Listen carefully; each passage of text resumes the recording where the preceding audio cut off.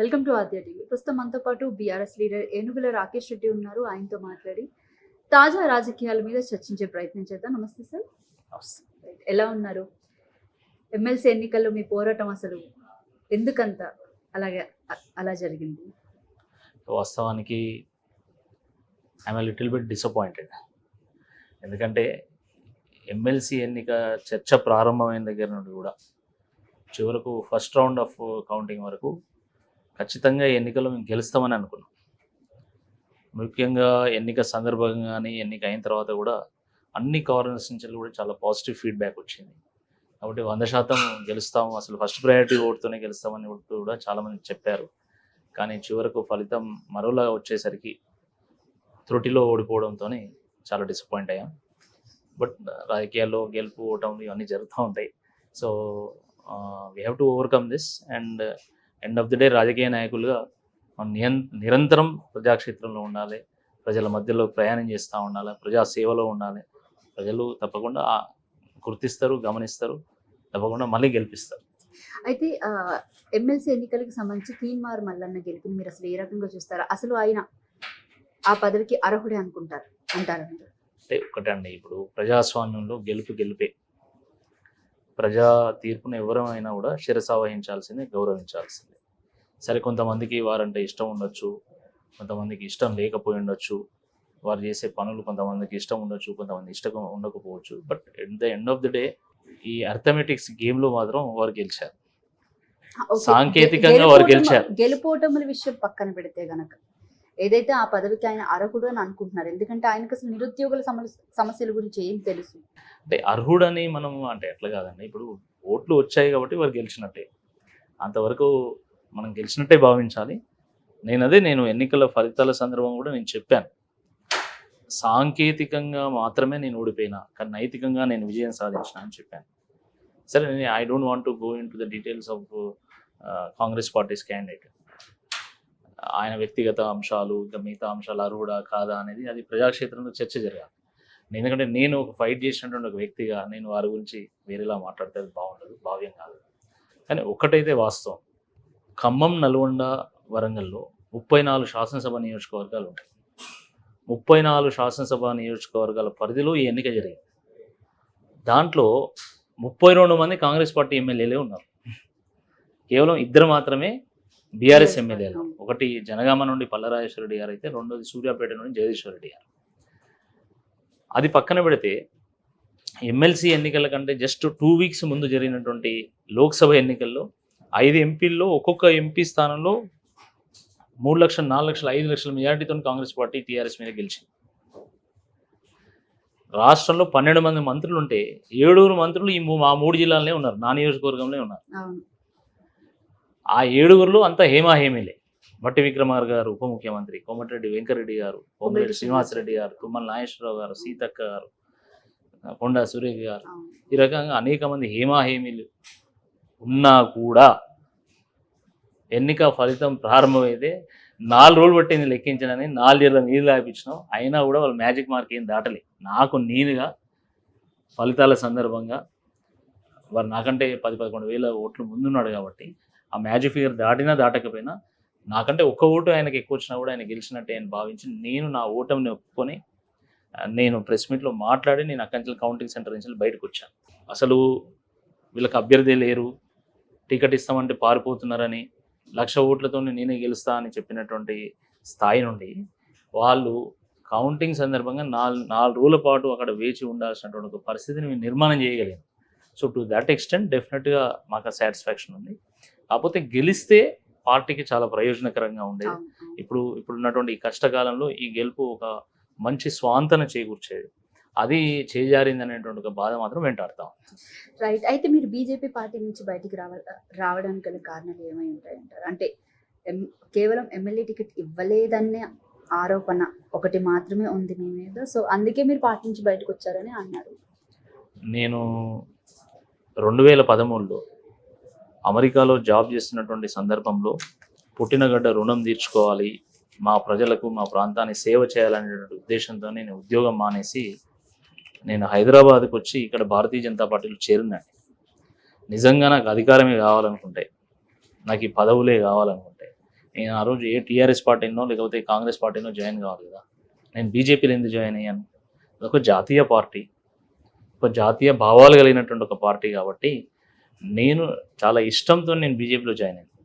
But ఒక మీరు సాధారణ కార్యకర్త నుండి ఆల్మోస్ట్ చాలా ఇయర్స్ పార్టీకి పనిచేసినా కూడా మీకు సరైన గుర్తింపు లేదు అనేది కూడా- ఎగ్జాక్ట్లీ నేను అందుకే అదే ఆ పాయింట్ చెప్పబోతున్నాను. 2013లో నేను ఒక సాధారణ కార్యకర్తగా జాయిన్ అయిన దగ్గర నుండి మొన్న ఇటీవల ఒక 6 నెలల క్రితం నేను బీజేపీలో ఉన్నంత వరకు కూడా నేను పార్టీ కోసం నేను పనిచేశాను. ఎక్కడ కూడా నా కోసం నేను పనిచేయలేదు.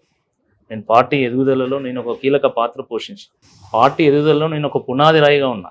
కానీ ఆ పునాది రాయి మీద గోడ కట్టిన తర్వాత నీడ వచ్చిన తర్వాత ఆ నీడలో నన్ను ఉండనీయలేదు కాబట్టి, ఇక ఉన్నా అక్కడ ఆ గౌరవం దక్కదు కాబట్టి నేను తప్పనిసరి పరిస్థితుల్లో మాత్రమే బయటికి రావడం జరిగింది.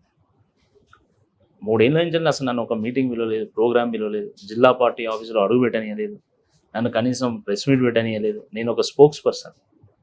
భారతీయ జనతా పార్టీలో 3 అధికార ప్రతినిధులు ఉన్నాయండి. కృష్ణసాగర్ రావు గారు, తర్వాత ఇంకొక లేడీ అండ్ నేను ఉండే. దానిలో కృష్ణసాగర్ రావు గారు, నేను చాలా ప్రముఖ పాత్ర పోషించేటట్టు. అలాంటి నన్ను కనీసం స్టేట్ ఆఫీస్లో సంవత్సరం పాటు ప్రెస్ మీట్ పెట్టనీయాలి. ఏదో ఒక కారణం చెప్పేవారు నేను ప్రెస్ మీట్ పెడతా అంటే. జిల్లా పార్టీ ఆఫీస్లో నన్ను ప్రెస్ మీట్ పెట్టనీయలేదు. మా కార్యకర్తల తలలు పగిలింది. ఎమ్మెల్యే క్యాంప్ ఆఫీస్ ముట్టడిస్తే ప్రత్యర్థులు మా మీద దాడి చేస్తే 6 తలలు పగిలింది. 6 తలలు పగిలి రక్తం గారితే వాళ్ళు హాస్పిటల్లో జైన్ అయితే కూడా కనీసం ఖండించినటువంటి వాళ్ళు లేరు. కనీసం మరి మా కార్యకర్తల మీద ఇట్లా దాడి జరిగింది కాబట్టి మేము రేపు ధర్నా చేస్తున్నాము, రాస్తారోకం చేస్తున్నాము, లేకపోతే ఇంకో యాక్షన్ ప్లాన్ మేము అమలు చేస్తున్నాం అని చెప్పేసి ఒక్క ప్రకటన కూడా రాలేదు.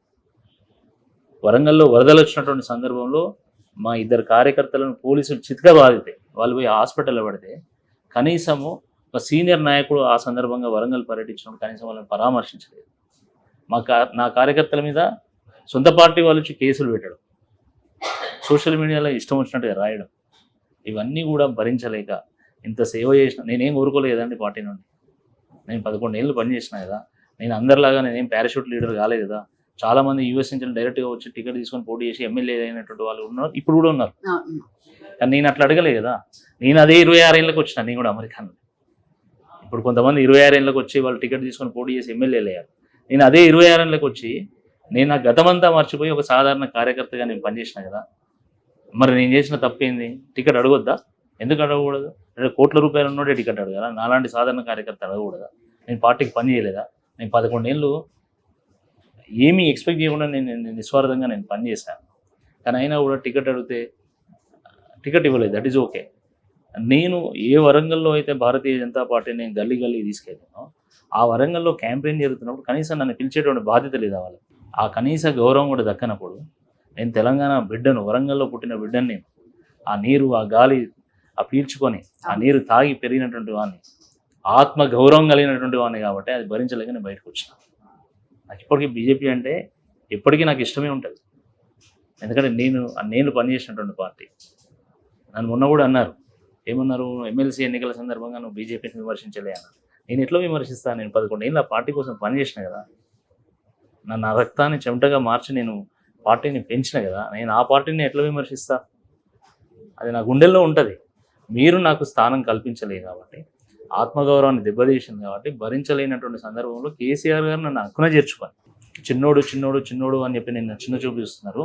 లేదు, నేను ఏకంగా నేను పెద్దల సభకి పంపుతా అని చెప్పేసి వారు నాకు ఎమ్మెల్సీ టికెట్ ఇచ్చి 34 శాసనసభ నియోజకవర్గాల పరిధిలో ఉన్నటువంటి నియోజకవర్గం నన్ను పోటీ చేయించి, అది అర్థం చేసుకోవాలా. నేను మీ దగ్గర ఉన్నప్పుడు కనీసం నాకు ఒక నియోజకవర్గంలో పోటీ చేసే అవకాశం కూడా మీరు ఇయ్యలే. ఆ స్థాయి కూడా మీరు లేదనుకున్నా. కానీ ఈరోజు 34 శాసనసభ నియోజకవర్గాల పరిధిలో గలటువంటి ఎమ్మెల్సీ స్థానంలో నేను పోటీ చేస్తే బీజేపీ అభ్యర్థి కంటే నాకు 3 రెట్లు ఓట్లు ఎక్కువ వచ్చినాయి. ఇప్పుడు నేను చిన్నోన్నా మరేంటి అనేది వాళ్ళు తెలుసుకోవాలి.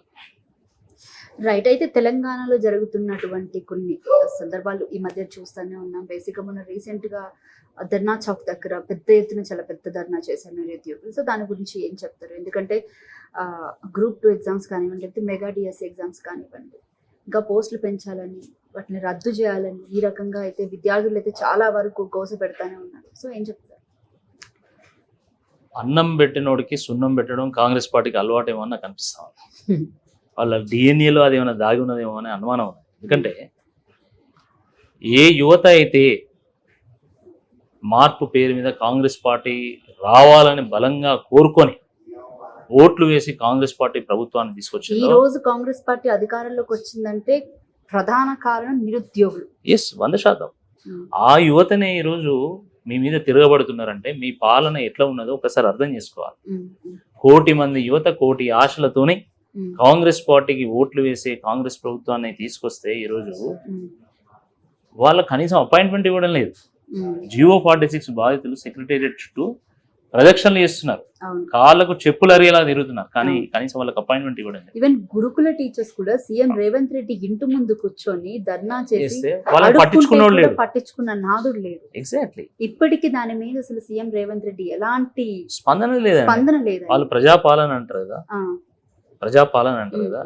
నేను ఒక ప్రతిపక్ష పార్టీలో ఉన్నటువంటి ఒక నాయకుడిగా, మేము ఒక ప్రతిపక్షంగా మా రాష్ట్ర కార్యాలయం నుంచి 8 రోజులు 10 రోజుల పాటు మేము రోజు లేఖలు పంపి రోజు కాల్స్ చేసి మా రాకేష్ రెడ్డి గారికి మాకు అపాయింట్మెంట్ కావాలి, ఒక బృందంగా వస్తాడు మిమ్మల్ని కలుస్తాడని సెక్రటరీ ప్రధాన కార్యదర్శి గారిని ఎంత కోరినా కూడా వాళ్ళు నాకు అపాయింట్మెంట్ ఇవ్వలేదు. చివరకు నేను జియో 46 బాధితులను తీసుకొని మీరు సెక్రటేరియట్కి వెళ్ళి అక్కడ గోడకు నేను అతికేసిన రిప్రజెంటేషన్, ఈ గోడకి ఇచ్చిన ఆ ప్రభుత్వానికి ఇచ్చిన ఒకటే, ఎందుకంటే నన్ను పోలీసులు నిర్బంధం చేసేటువంటి ఒక ప్రయత్నం చేశారు, కానీ మా కార్యకర్తలందరూ కూడా గొడవ చేస్తే ఆ రోజు వదిలిపెట్టారు. అంటే ఎంత దుర్మార్గం. మీరు చెప్పిన మార్పు ఏంది, ఈరోజు జరుగుతున్న మార్పు ఏంది ఒకసారి గమనించాలి. మీరు ఏ మాటలు చెప్పి మీరు అధికారంలోకి వచ్చిందో మీరు ఆ మాటల్ని మీరు కాల రాస్తున్నారు. గ్రూప్ 1 1:100 అని చెప్పేసి భట్టి విక్రమార్క గారు స్వయంగా వారు అసెంబ్లీలో వారు మాట్లాడారు. ఈరోజు అదే 1:100 కావాలని చెప్పేసి హరీష్ రావు గారు మాట్లాడితే ఈరోజు వారి మీద ఇష్టం వచ్చినట్టు మాట్లాడుతూ ఉన్నారు.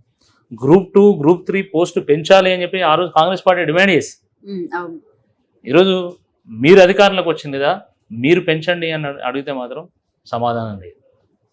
డిఎస్సి మెగా డిఎస్సి వేస్తామన్నారు, 25,000 పోస్టులు ఇస్తారు, కానీ చివరకు ఒక 11,000తో ఒక నోటిఫికేషన్ ఇచ్చారు. దాని సంగతి ఏంటంటే ఇప్పటి వరకు కనీసం ఒక ప్రకటన లేదు. 2 లక్షల ఉద్యోగాలతో కూడుకున్నటువంటి జాబ్ క్యాలెండర్ ప్రకటిస్తామన్నారు. ప్రభుత్వం వచ్చి 7 నెలలు అయింది, ఇప్పటివరకు జాబ్ క్యాలెండర్ లేదు.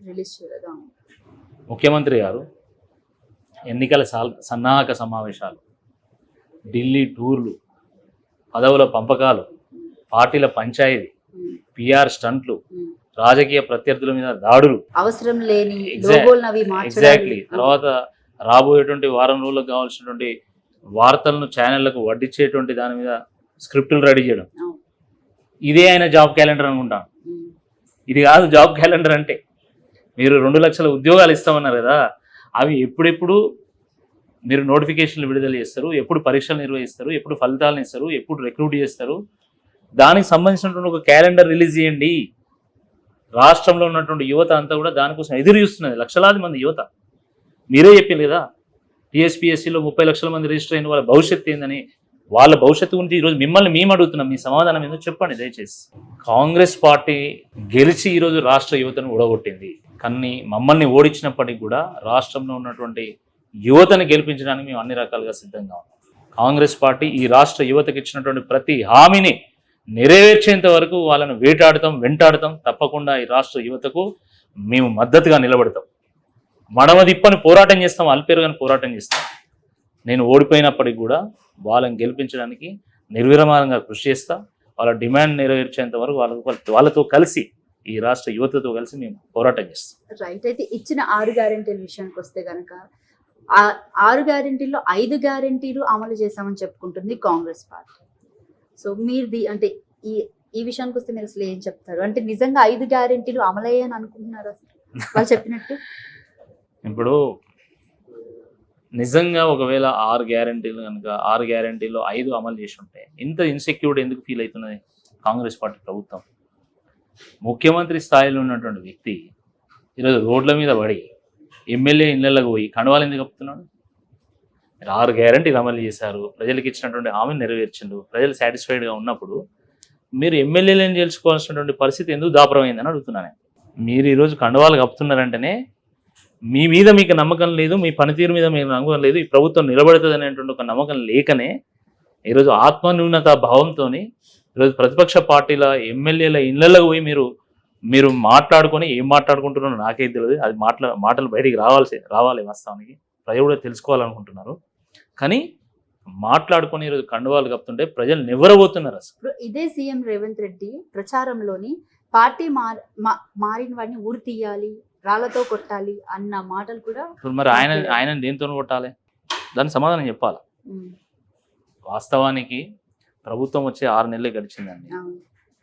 ఇంకా సమయం ఉంది. అయితే ఈ విషయానికి వస్తే కనుక పార్టీ ఫిరాయింపులు, ఎమ్మెల్యేలని లాక్కోవడం ఫస్ట్ స్టార్ట్ చేసింది కేసీఆర్. అందుకే మేము అలా చేస్తున్నాం అని చెప్పేసి అని ఈ మాట కూడా బయటకు వచ్చింది.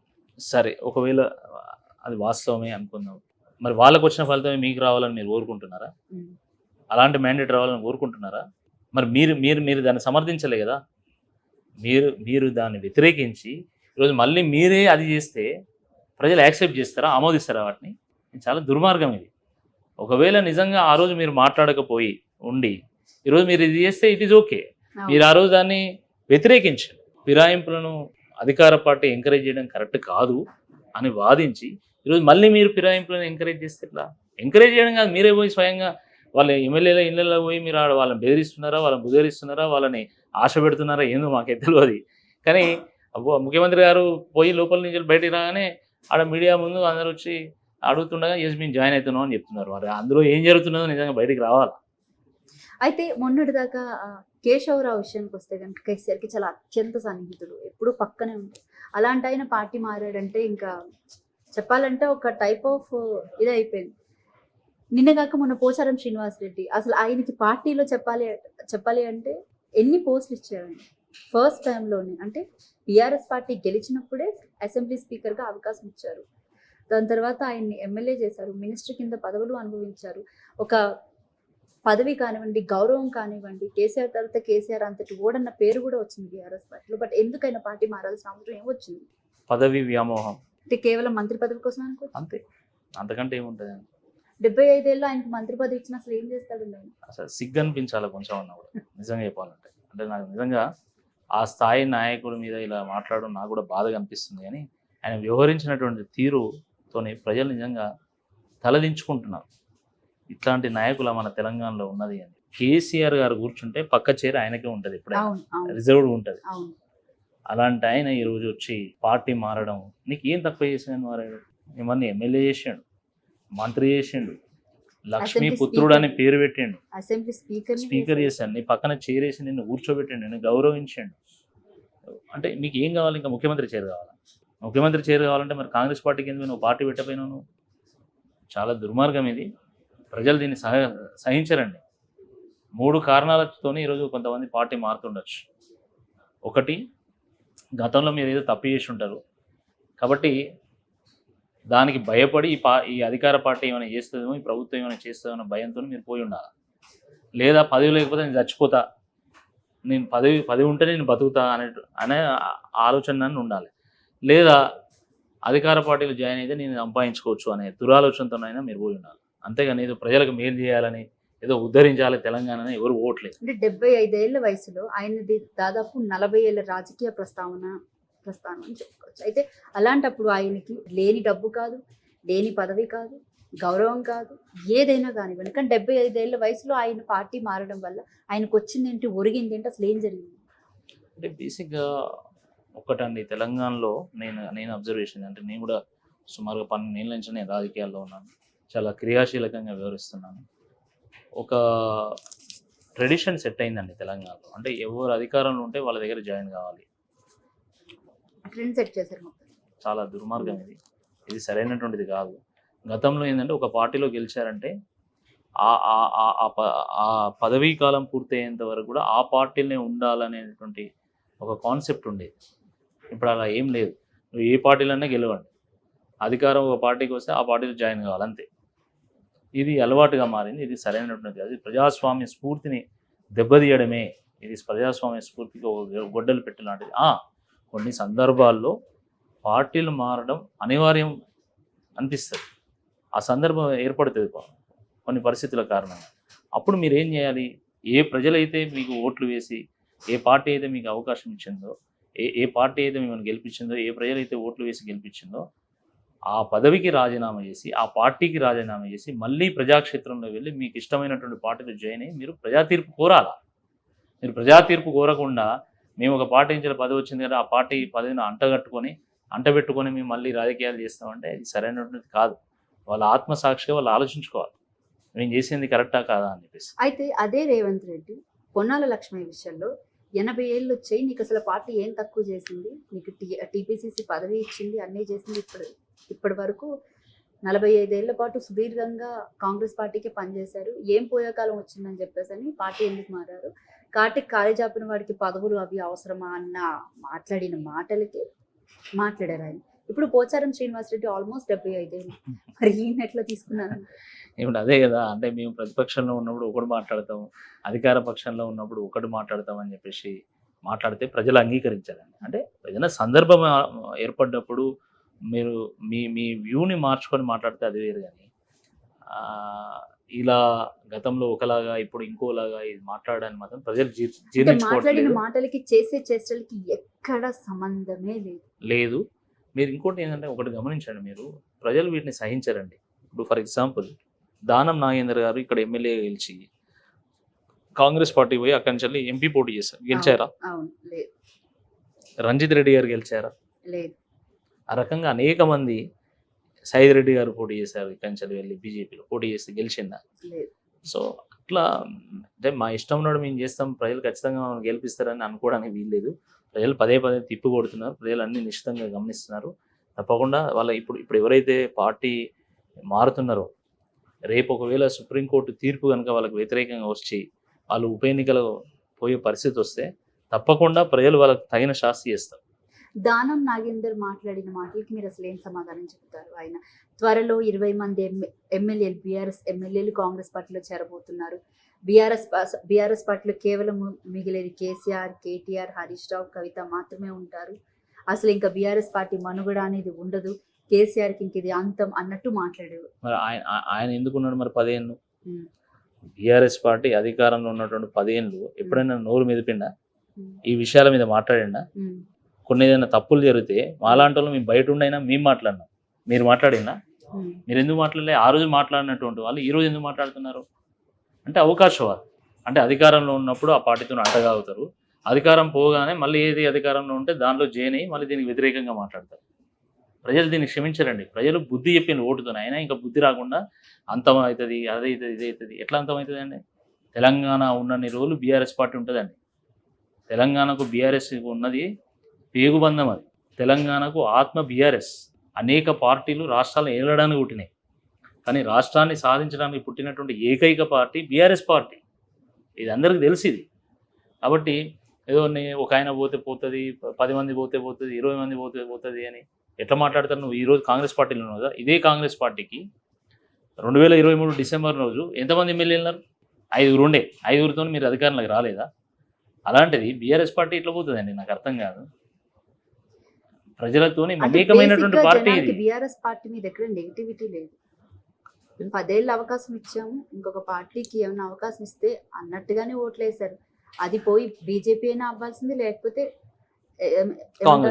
కాంగ్రెస్ పార్టీకి పొరపాటును ఓట్లేశారు అనమాట. అయితే రేవంత్ రెడ్డి సీఎం అందరిస్తే పాపం ప్రజలు కూడా ఓట్లేసేవారు కాదేమో అనుకుంటున్నాను.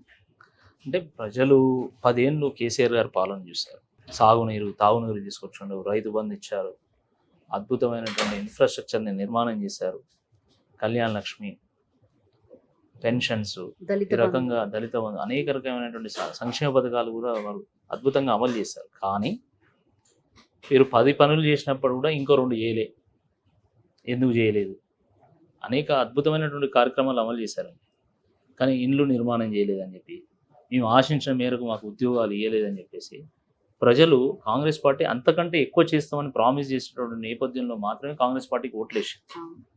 దాంట్లో రేవంత్ రెడ్డి గారు కూడా ఫైటర్గా ఉండే కదా, చాలా అంశాల్లో రేవంత్ రెడ్డి గారు ఫైట్ చేస్తున్నటువంటి దాన్ని కూడా ప్రజలు గమనించారు. అంటే ప్రజలు వాళ్ళ ఆకాంక్షలకు వీరిని ఒక బ్రాండ్ అంబాసిడర్గా చూశారు, చూసి ఓట్లేసారు. సరే, మార్పు అనేది సహజం, అది నిరంతర ప్రక్రియ, దాన్ని ఎవరమైనా కూడా మనం స్వాగతించాల్సింది. కేసీఆర్ కూడా అదే చెప్పారు కదా, ఎన్నికలు ఓడిపోయిన తర్వాత వారు ఏం చెప్పారు? మేము ప్రతిపక్షంగా ఉంటాం, మేము ప్రజల పక్షంగా ఉంటాం, మేము తెలంగాణ పక్షంగా ఉంటాం, మేము కొట్లాడుతాం. నేను కూడా మనం ఓడిపోయిన తర్వాత నేను వారిని గజ్వేల్ వారి ఫామ్ దగ్గర నేను కలిసాను. అది ఫామ్ హౌస్ కాదండి, దయచేసి. చాలా మందికి ఒక అపోహ ఉంది. నేను కూడా గతంలో వేరేలా భావించేటువంటి వాడిని. కేసీఆర్ ఫామ్ హౌస్ అంటే ఎంతో అంగరంగ వైభవంగా అది పెద్ద రాజు అంతఃపురం లాగా ఉంటుంది అని అనుకున్నాను. చాలా తప్పది. వారికి వ్యవసాయం అంటే ప్రేమ ఉంది. వ్యవసాయ కుటుంబం నుంచి వచ్చినటువంటి వాడు కాబట్టి తాను ఎంత ఎదిగినా కూడా మళ్ళీ ఆ వ్యవసాయ క్షేత్రంలోనే ఉండాలి, ప్రకృతితోని మమేకమై ఉండాలి, తద్వారా ఎప్పటికప్పుడు నేను ఫ్రెష్ థింకింగ్ ఉండాలి అనేటువంటి ఉద్దేశంతో వారు ఫామ్ దగ్గర వాళ్ళు ఒక ఇల్లు కట్టుకున్నారు. అండ్ వారు సహజంగా ఏంటంటే ఒక దొరల కుటుంబం నుంచి వచ్చింది కాబట్టి కొంచెం మంచిగా కట్టుకున్నాడు. మామూలు మనలాంటి వాళ్ళకంటే కొంచెం మంచిగా కట్టుకున్నాడు.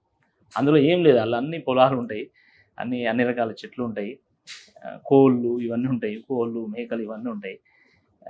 కానీ ఇది తెలియక అదేదో ఫామ్ హౌస్ అంటే అదేదో తెలియని ఏదో ఉంటుంది, అది అంతఃపురం ఉంటుంది, కోట్ల రూపాయలతో కట్టుకున్నటువంటి బాత్రూమ్ ఉంటుందని ఇట్లా రకరకాల దుష్ప్రచారాలు జరిగినాయి. నాకు అనిపించింది, నాకు అసలు ఇన్ని ఆరోపణలు వస్తుంటే కూడా అసలు వీళ్ళు ఒకసారి ఏదో ఒక 2-3 ఛానళ్ళు తీసుకుపోయి అదంతా తిప్పి చూపెడితే అయిపోదా, ఎందుకు ఈ అపోహలకు ఆస్కారం కల్పించిందని చెప్పి నేను చాలా సందర్భాలు అనుకున్నాను. ఇదంతా చూసిన తర్వాత అలా ఏముండదు, సాధారణ రైతు ఎట్లా జీవిస్తాడో ఆయన కూడా అట్నే జీవిస్తున్నాడు. కాకపోతే మొదటి నుంచి వాళ్ళు కొంత ల్యాండ్ లార్డ్స్ కాబట్టి కొంచెం మంచిగా కట్టుకున్నారు, అంతే తప్ప అందులో ఏం లేదు. అయితే నేను చెప్పొచ్చే పాయింట్ ఏంటంటే, నేను ఇటీవల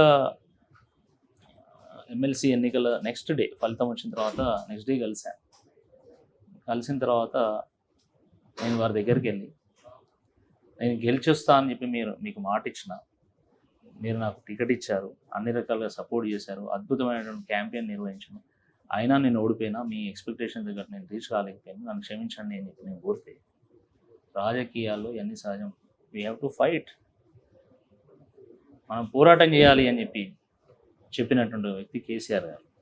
కాబట్టి ఇప్పుడు ఏదో ఈ చిన్న ఓటమి అంటే ఇన్నేళ్ళ అనుభవంలో ఒకసారి ఓడిపోగానే ఆ పార్టీ పోతుందనో అదేదో ఇక ఉండదు అని, ఇదంతా కూడా అంటే చిన్నపిల్లలు మాట్లాడేటువంటి మాటలు ఇవన్నీ కూడా. టీడీపీ విషయంలో కూడా అట్నే మాట్లాడింది ఆంధ్రప్రదేశ్లో. చంద్రబాబు నాయుడు గారు వయసు పెరిగింది, ఆయన లోకేష్కి ఏం తెలియదు, అయిపోయింది టీడీపీ అన్నారు. మన టీడీపీ పోయిందా? మొత్తం క్లీన్ స్విచ్ చేసి గెలిచి. ఎగ్జాక్ట్లీ. రేపు అదే తీర్పు ఇక్కడ బీఆర్ఎస్కి రాదని ఎట్లా చెప్తారు మీరు? కాంగ్రెస్ పార్టీ వెలగబెట్టింది ఏ నెలలా? చాలా త్వరగా ప్రజల్లో నెగిటివిటీ అనేది చాలా బాగా స్ప్రెడ్ అయిపోయింది. ఎగ్జాక్ట్లీ. మార్పును మనం స్వాగతించాల్సిందే. ప్రజలు ఏరుకోరు ఎంచుకొని కాంగ్రెస్ పార్టీని తీసుకొచ్చిండు, వాళ్ళ ప్రభుత్వాన్ని తీసుకొచ్చిండు. ఈ సందర్భంగా బీఆర్ఎస్ ఒకటే చెప్తున్నారు, ప్రజలు మిమ్మల్ని నమ్మి మీకు ఓట్లేసారు, మీరు ఇచ్చినటువంటి హామీలను మీరు నెరవేర్చండి. రుణమాఫీ గురించి, రుణమాఫీ వాళ్ళు హామీ ఇచ్చిండు, ఇది ఒక చరిత్ర సృష్టించబోతుంది రుణమాఫీ అనేది అని చెప్తున్నారు. ఇప్పుడు డిసెంబర్ 9 రోజు రేవంత్ రెడ్డి చేస్తున్నారు. నేను అదే అంటున్నా, డిసెంబర్ 9 రోజే రుణమాఫీ మీద సంతకం పెడతా అన్నాడు. డిసెంబర్ 9 పోయి 6 నెలలు అయింది. 6 నెలల్లో మీరు ఇప్పటివరకు చేయలేకపోయిండు. బీఆర్ఎస్ వాళ్ళను వెంటాడుతున్నది. హరీష్ రావు గారు స్వయంగా నేను రాజీనామా చేస్తా అన్నారు. నాకు రైతుల కంటే పెద్ద కాదు ఈ పదవి, గడ్డిపోసుతో సమానం అని చెప్పేసి వారు డైరెక్ట్గా పోయి నేను అసలు మీరు రుణమాఫీ చేయండి, రైతు బంధు ఇవ్వండి, మీరు ఇచ్చినటువంటి హామీ నెరవేర్చండి, నా పదవి నాడు పడేస్తా అని చెప్పేసి వారు రాజీనామా లేఖ కూడా ఇచ్చాను. ఇప్పుడు మీరు చరిత్రలో ఎవరు చేయలే, చరిత్ర నువ్వు ఒక్కడే చేసినావు రుణమాఫీ. నువ్వు చేయకముందుకే ఇంత గొప్పలు చెప్పడం నాకు అర్థం కాదు. నీలాగా 100 ప్రభుత్వాలు 100 సందర్భాల్లో రుణమాఫీ చేసినాయి. కాంగ్రెస్ పార్టీ ప్రభుత్వాలు గతంలో చేసినాయి, బీఆర్ఎస్ ప్రభుత్వం 2 సార్లు చేసింది, బీజేపీ హయాంలో ఉన్నటువంటి ప్రభుత్వాలు చేసినాయి. మీరు ఏదో కొత్తగా చేస్తున్నట్టు. అయితే కండిషన్ సప్లై అని అంటున్నారు, దాని గురించి ఏం చెప్తారు? అంటే మొన్ననే అద్భుతమైనటువంటి స్టేట్మెంట్ ఇచ్చారు కేటీఆర్ గారు, సీఎం అంటే కటింగ్ మాస్టర్ అని. మామూలుగా సహజంగా ఒక నాయకుడు ఏదైనా పథకం పెట్టినప్పుడు ఎంత ఎక్కువ మందికి వీలైతే అంత ఎక్కువ మందికి ఆ పథకం చేరాలనేటువంటి ఒక విజన్తోనే ముందుకెళ్తాం. కానీ ఈ ప్రభుత్వం వచ్చగానే మేము చూస్తున్నాం, విద్యుత్ 100 యూనిట్ల వరకు ఫ్రీ అంటే అది ఎట్లా కట్ చేయాలి వాళ్ళని, లేకపోతే ఇప్పుడు రుణమాఫీ చేస్తామంటే దాన్ని ఎట్లా కట్ చేయాలి అంటే ఐటీ కట్టే వాళ్ళకి 5 ఎకరాల పైన ఉన్నటువంటి వాళ్ళకి, మహిళలకి 2500 విషయంలో దిక్కే లేదు. అసలు ఆ ప్రస్తావన ఎవరు చెయ్యట్లేదు కూడా చెప్పాలని. ఫ్రీ బస్ అన్నారు, ఎవరు ఎక్కట్లేదు, అదే అయిపోయింది. అసలు మగవాళ్ళంతా కూడా ఎందుకు ఫ్రీ బస్ అన్నారు, ఆడోళ్ళే చెప్తున్నారు మా నగలు పోతున్నాయి, మొత్తం అంతా ఎక్కేసి తొక్కేసుకొని మా పర్సులు పోతున్నాయి, నగలు పోతున్నాయి, కొట్టుకుంటున్నారు, ఎన్నడూ లేని విధంగా తెలంగాణలో ఆడోళ్ళే కొట్టుకుంటున్నారు అన్న మాటలు కూడా వస్తున్నాయి. ఇప్పుడు ఒకటండి, సరే ఇప్పుడు ఎన్నికల హామీ ఒకవైపు, రెండవది ఏంటంటే ఈ రాష్ట్రాన్ని ఎట్లా ముందు తీసుకెళ్తాం, అది చాలా ముఖ్యమైనటువంటిది. అవును. సరే, ప్రతి పార్టీ కూడా ఎన్నికల సందర్భంగా కొన్ని హామీలు ఇస్తుంది. ఆ హామీలు ఖచ్చితంగా నెరవేర్చాల్సిందే. నెరవేర్చకపోతే ప్రజలు ఏ సందర్భంలో ఎట్లా తీర్పిస్తారో కూడా గత అనుభవాలు ఉన్నాయి. తప్పకుండా మీ విషయంలో కూడా మ్యాండేట్ ఇస్తారు. దాంట్లో రాసి పెట్టుకోండి. ఇంకా దాంట్లో మిమ్మల్ని వదిలిపెట్టరు. మీరు ఏ ఒక్క హామీ నెరవేర్చకపోయినా Excuse me. ప్రజలు వదిలిపెట్టరు. బీఆర్ఎస్ పార్టీ అసలే వదిలిపెట్టరు. కానీ నేనేమంటున్నానంటే, ఈ విషయం కొద్దిసేపు పక్కన పెట్టినా, రాజకీయ పరమైనటువంటి పరిణామాలు కొద్దిసేపు పక్కన పెట్టినా కూడా మీరు ఒకసారి రాష్ట్రం వైపు మీరు ఆలోచించండి. ఎంత ఘోరం అండి అసలు. పాలన పడకేసింది అనుకున్నాం కానీ అటకెక్కింది. అసలు పాలనలే లేదు ఈ రాష్ట్రంలో. వాళ్ళు డిసెంబర్లో అధికారంలోకి వస్తే ఈ రోజు వరకు అసలు ఏదైనా అసలు ఒక సెక్టార్లో అయినా వీళ్ళకి విజన్ ఉంది అని మీకు అనిపించిందా? ఈ రాష్ట్రాన్ని ఎట్లా ముందు తీసుకెళ్ళాలి, మనం ప్రధానంగా మనకు ముందున్నటువంటి సమస్యలు ఏంది, వీటిని ఎట్లా పరిష్కారం చేయాలి, నెక్స్ట్ లెవెల్కి ఎట్లా తీసుకెళ్ళాలి అనేటువంటి విషయంలో మీకు కనీస అవగాహన ఉందా? ఈరోజు రాష్ట్రంలో మనీ సర్క్యులేట్ కావట్లేదు. ఎకానమీలా రియల్ ఎస్టేట్ మొత్తం కుదేలైపోయింది. చాలామంది రోడ్డున పడుతున్నారు. ఈరోజు రాష్ట్రానికి ఆదాయం రావట్లేదు. పన్నుల ఆదాయం చాలా తగ్గిపోయింది. ఈరోజు మీరు ఎట్లా నడుపుతారు? అసలు ఇన్ని వేల కోట్ల రూపాయలు మీరు ఎట్లా సమకూరుస్తారు ఈ సంక్షేమ పథకాలకి, ఈ హామీలకి?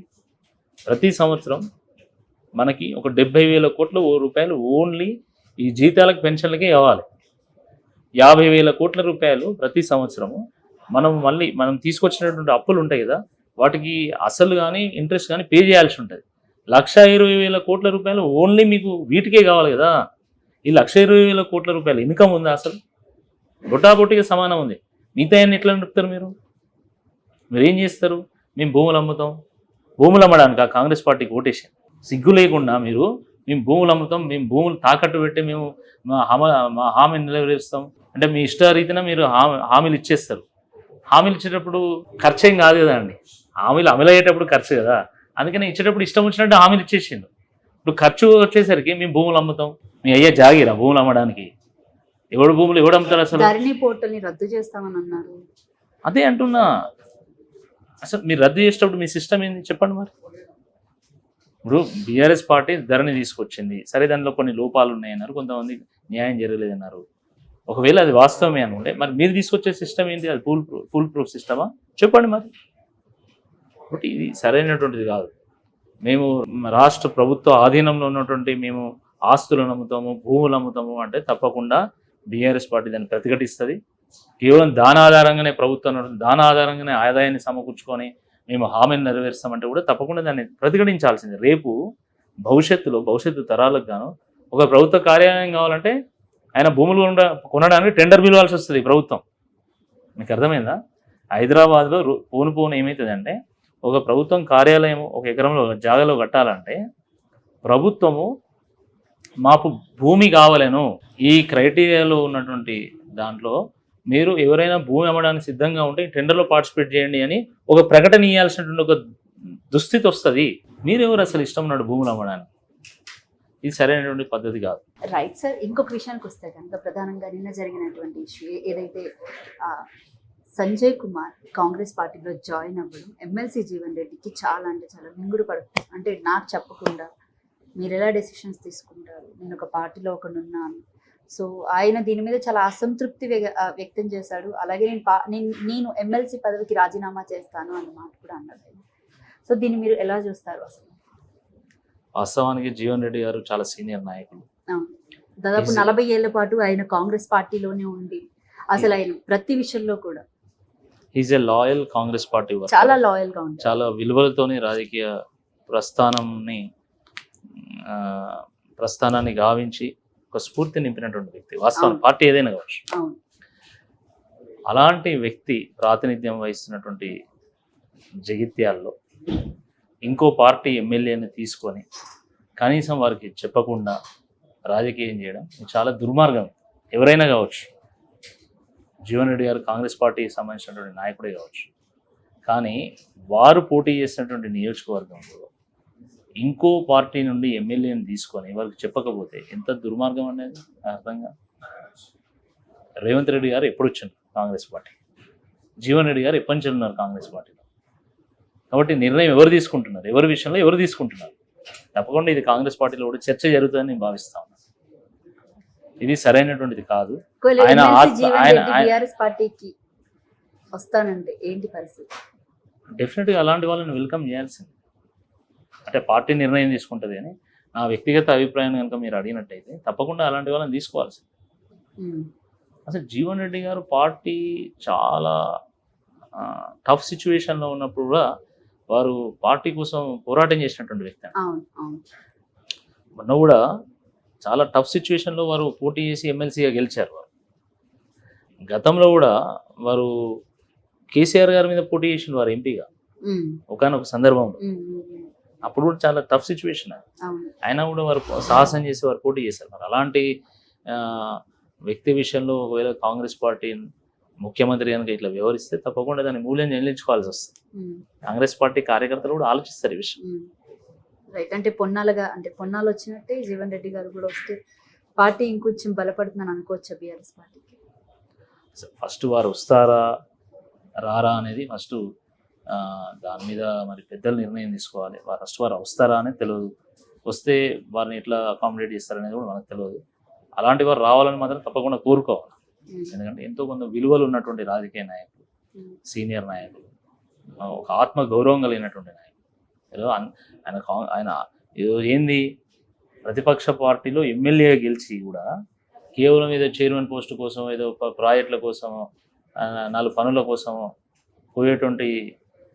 పోతున్నటువంటి సందర్భంలో జీవన్ రెడ్డి గారు అధికార పార్టీలో ఎమ్మెల్సీగా ఉండి కూడా నాకు అవసరం లేదు ఎమ్మెల్సీ పదవి, నా ఆత్మగౌరవంతో పోలిస్తే పదవి పెద్ద విషయం కాదు అని చెప్పేసి వారు గడ్డిపోజుతో సమానంగా దాన్ని రాజీనామా చేస్తా అంటే తప్పకుండా దాన్ని స్వాగతించాల్సింది.